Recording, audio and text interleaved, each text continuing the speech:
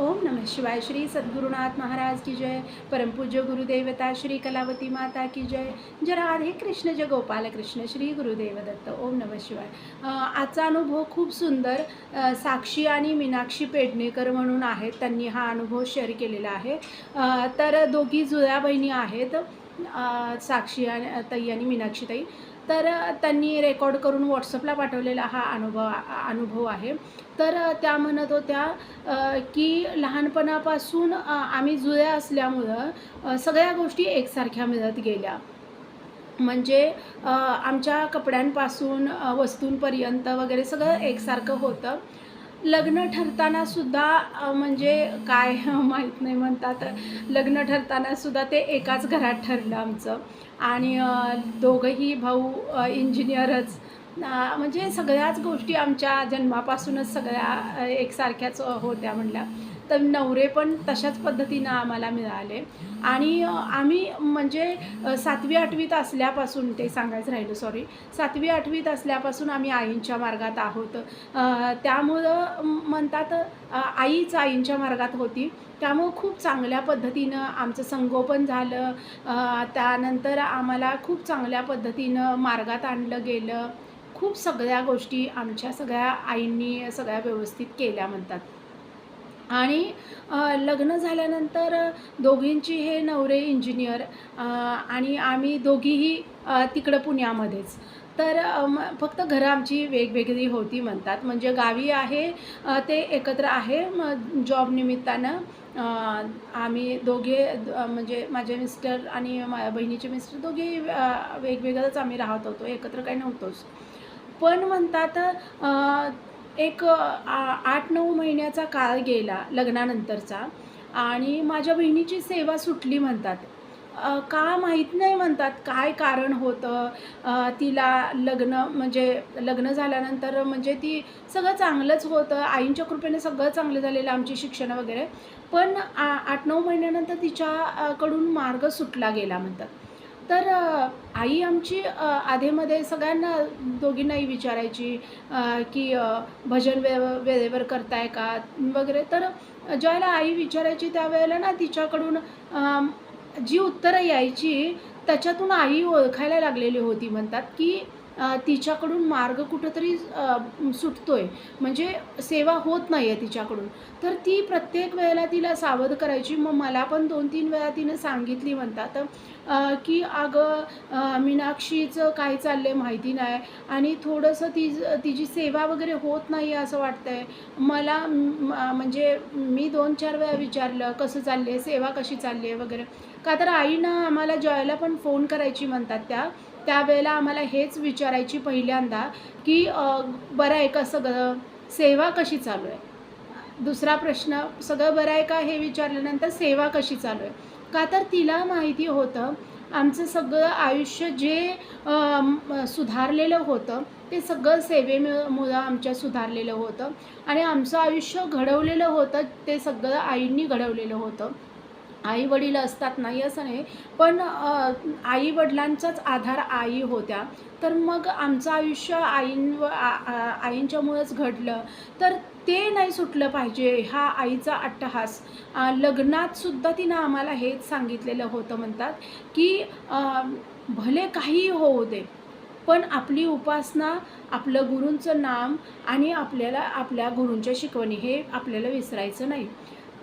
ते सुटताना ती म्हणजे घाबरायला लागली. आणि 8-9 महिन्यांचा काळ, मोठा काळ तो गेला म्हणतात. तिनं उपासनाच काही केली नाही. आणि आईला बोलण्यातून ते जाणवत होतं. आणि नवीन-नवीन लग्न झालेलं होतं. आई पण जास्त इंटरफेअर करू शकत नव्हती. तरी तिनं 1-2 वेळा म्हणजे माझ्या दिरांना, भाऊजींना सांगितलं सुद्धा म्हणतात, की तिला थोडंसं सेवेकडे लक्ष दे, बोला. नवीन-नवीन लग्न असल्यामुळं ना नुसतं फिरणं, नुसतं मजा करणं, खूप खूप मजा केली त्या दोघांनी म्हणतात, खूप मजा. आणि त्यात ती विसरली म्हणतात आईंना. आणि 1.5 वर्ष अशी गेली म्हणतात. 8-9 महिन्यांचा काळ तर खूपच मोठा होता. त्याच्यानंतरसुद्धा सारखंच आई पाठीमागं लागताना थोडंफार करत होती ती, पण नाहीच म्हणजे कधीतरी केलं, मग कधीतरी नाही. तो 5-6 महिन्याचा काळ म्हणजे 1.5 वर्ष नाहीच असं धरायचं म्हणल्या त्या. तिची सेवा काही झाली नाही आणि 1.5 वर्षानंतर तिला PCOD वगैरे असं ते प्रॉब्लेम आणि त्याच्यानंतर म्हणजे स्थूलपणा शरीराचा वाढायला लागला.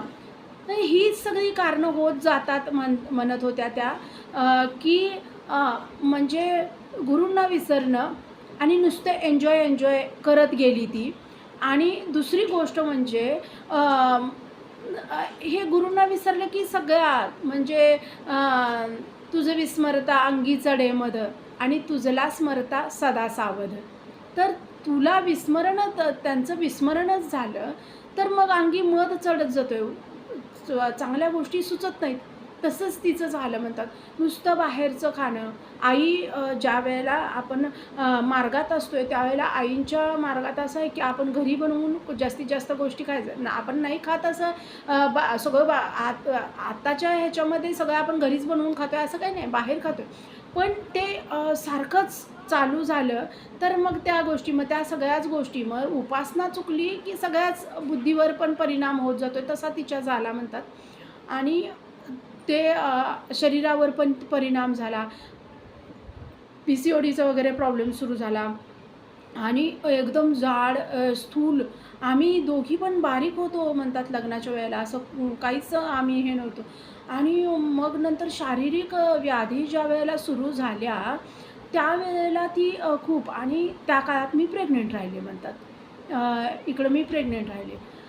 आधीपासून सगळ्या गोष्टी आमच्या एकसारख्या होत्या. उपासना होती त्यामुळे सगळ्या गोष्टी आणि उपासनासुद्धा एकसारख्याच होत्या.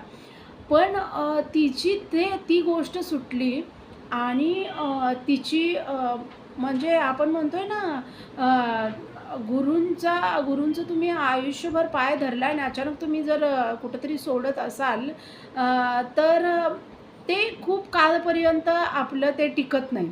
ते ऐश्वर्य असू दे, काहीही असू दे, किंवा आपलं म्हणजे काही मानसिक समाधान असू दे, कुठलंही काही असू दे, तर ते खूप काळ टिकत नाही. तसंच तिचं झालं म्हणतात. आणि मग रडायला लागली आई आणि मला खूप त्रास होतोय.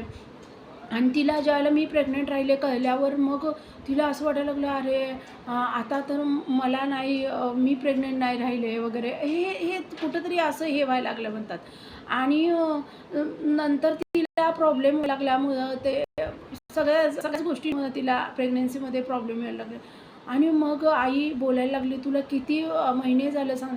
नाही मी करायला लागले ना आता, पण तुझी सेवा व्यवस्थित आहे का, तू तुझ्या मनाला विचार. तू जशी आधी करत होतीस ते करतेस का? ह्या 5-6 महिन्यात तुझं कुठंतरी मला खरं कळतंय की एखादे दिवस तू केलेस का तर खऱ्या गोष्टी तिला कळायच्या आईला म्हणतात त्या. आणि मला पण जाणवायचं ते बोलताना तिच्या तोंडनं. आणि मग आई बोलली, आईंची माफी माग. आई माझ्याकडनं आयुष्यात अशी कधीही चूक होणार नाही आणि माझ्याकडनं उपासना कधीही चुकवली जाणार नाही. आईंना बोल आणि तू हे कर आणि आधी उपासना सुरू कर आणि शरीरावर पण लक्ष द्यायला सुरुवात कर.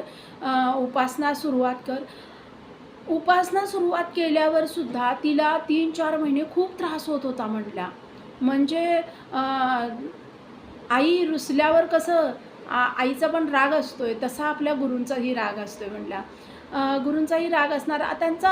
आपण जसं त्यांच्यावर अधिकार दाखवतोय तसा त्यांनीसुद्धा आपल्यावर अधिकार आहेत म्हटल्यावर त्यांचासुद्धा आपल्यावर अधिकार आहे. मग ते पण रागवणार, चिडणार आणि त्यांना चीड आली तर मग आपल्याला ते सोसत नाही.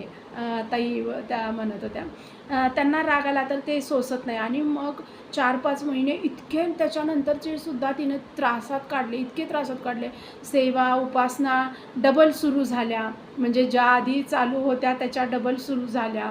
आणि तरीसुद्धा 2 वर्ष तिला खूप त्रास त्याच्यानंतरसुद्धा, म्हणजे 4-5 महिने खूप जास्त झाला, पण त्याच्यानंतर ती स्थिर स्थावर व्हायला लागली, शरीराकडे पण लक्ष द्यायला लागली. म्हणजे उपासनेत आली की आपोआप सगळ्या गोष्टी आपण सुरळीत करत जातोय, हे हा खूप मोठा माझा स्वानुभव आहे म्हणतात. आम्ही शाळेमध्ये असल्यापासून उपासना चुकली की त्रास व्हायचा वगैरे, ह्या गोष्टी लक्षात यायच्या आणि तिच्याकडून असं कसं काय इतके वर्षाचा इतक्या महिन्यांचा गॅप पडला ते आईंनाच माहिती तिचे काय प्रारब्ध म्हणतात.